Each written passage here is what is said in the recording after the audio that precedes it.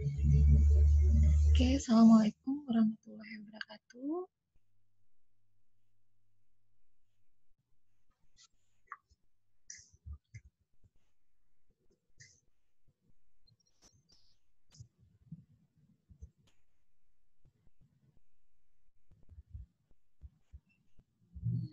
Oke, jadi selamat siang semuanya. Hari ini kita bicara tentang komunikasi dan perilaku konsumen. Jadi ini merupakan pertemuan kita yang ke-6 ya. Komunikasi. Nah, ini mungkin kata-kata yang Anda semua sudah sangat familiar. Jadi ini merupakan suatu alat untuk, kalau kita kaitkan dengan perilaku konsumen, alat untuk membujuk konsumen agar bertindak sesuai dengan yang diinginkan oleh si marketer gitu ya. Nah, di sini kita bisa lihat bahwa komunikasi dari aspek bagaimana membujuk konsumen tadi itu bisa dilakukan secara tertulis maupun lisan.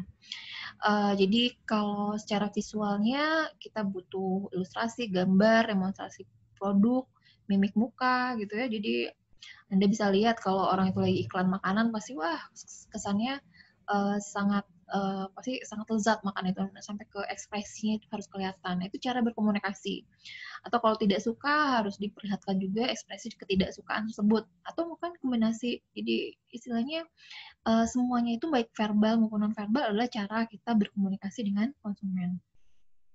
Kemudian juga komunikasi itu memiliki simbol-simbol ya. Jadi ada berbagai macam simbol di sini yang bisa Anda lihat. Mulai dari logo. Jadi logo itu sangat penting dan biasanya akan tetap dipakai supaya konsumen makin ingat dengan suatu produk gitu. Dan itu cara membedakan antara produk kita dengan produk lain. Nah, itu merupakan metode dari komunikasi juga untuk me-attract konsumen. Oke, nah ini komponen dalam komunikasi. Jadi Anda bisa lihat di sini ada sender ya. Jadi ada sender, intinya adalah si penyampai pesan. Si penyampai pesan dalam komunikasi ini menyampaikan pesan. Di sini ada tulisannya encoding, artinya si sender ini memformulasikan pesan.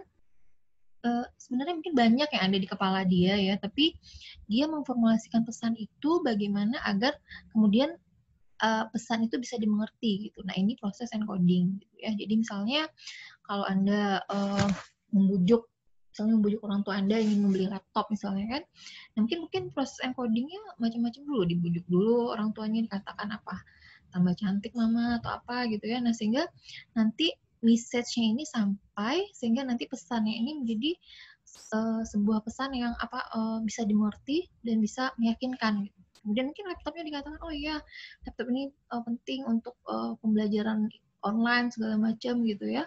Nah, ini jadi proses coding itu adalah proses merumuskan pesan di sini. Kemudian ada medium, alat apa yang digunakan, bisa jadi pakai laptop, bisa jadi dengan langsung secara lisan. Nah, itu adalah media yang menjadi perantara di sini sehingga nanti si receiver menerima pesan yang kita sampaikan. Nah, nanti receiver ini dia kemudian mengartikan pesan tersebut, itu yang dikatakan decoding di sini, sehingga ada pesan yang sampai ke dia. Lalu apa yang terjadi setelah itu? Ada feedback ya. Jadi di sini ada feedback.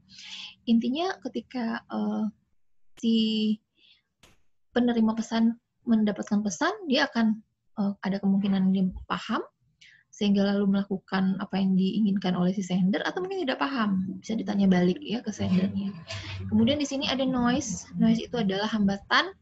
Jadi ini bisa muncul di segala arah. Bisa jadi misalnya mediumnya kita pakai misalnya online, lalu kemudian internet connection-nya tidak bagus gitu ya. Nah, dengan internet connection yang tidak bagus, otomatis proses penyampaian pesan terganggu. Atau mungkin si pesannya sendiri yang tidak terformulasi dengan baik. Nah, ini bisa dari segala arah yang namanya hambatan. Jadi noise ini tidak hanya berupa suara, tapi juga segala macam gangguan yang bisa menyebabkan proses komunikasi menjadi terhambat. Itu yang dikatakan dengan noise.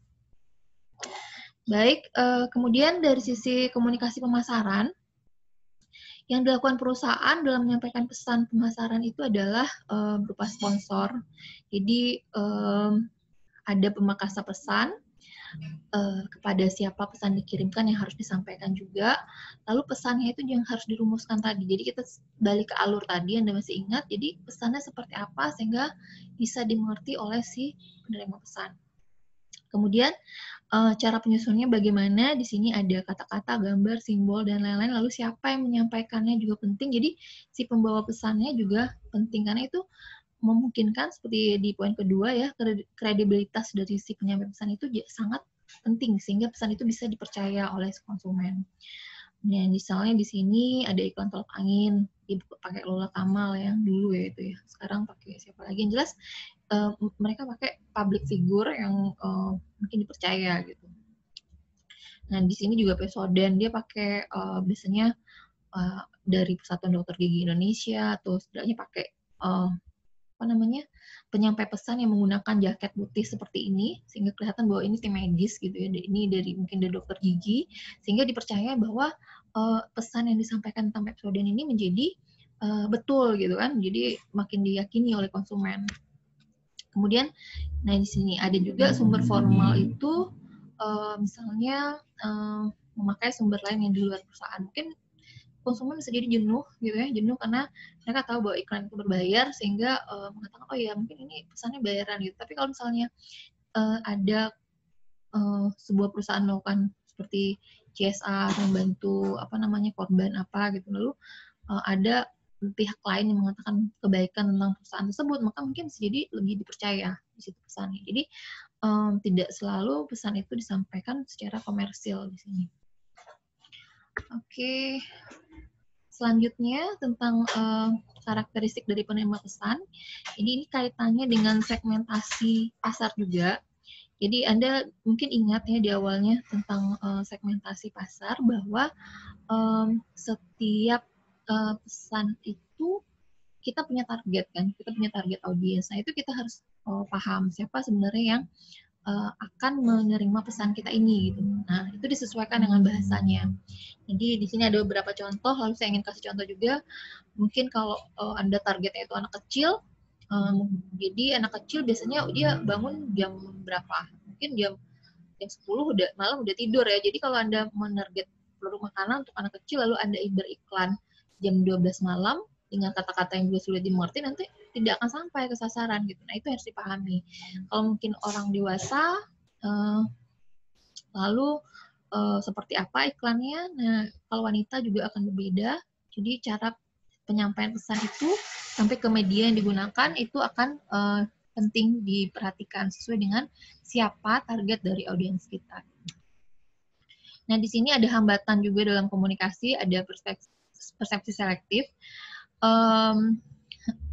Jadi kadang-kadang konsumen itu masalahnya dia skip iklan itu gitu ya. Jadi dia tidak suka iklan atau menganggap iklan ini cuma wasting time, membuang waktu, sehingga ketika saat iklan mereka malah tukar channel atau matikan suara TV-nya atau tidak mendengarkan pesan atau malah ke kamar mandi menunggu iklan lalu ke kamar mandi. Nah itu jadinya terhambat gitu ya, padahal kita bayar mahal untuk iklan tersebut gitu. Nah itu kan masalah ya.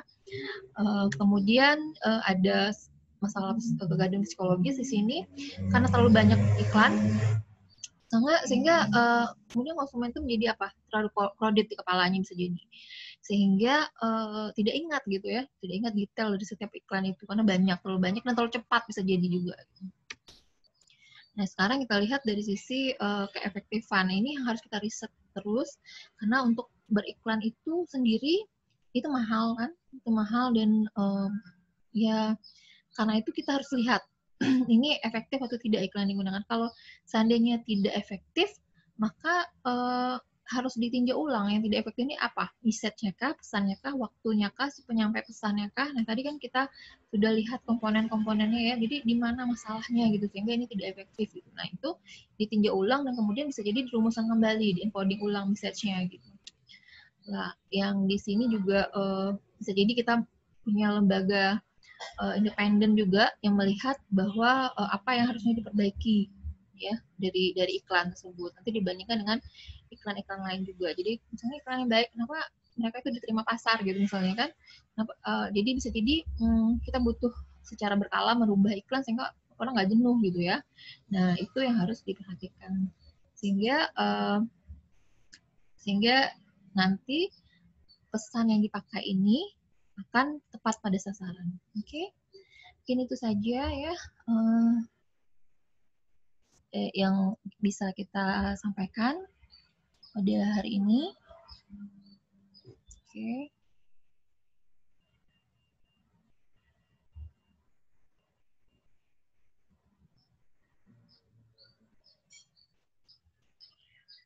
Oke, ya.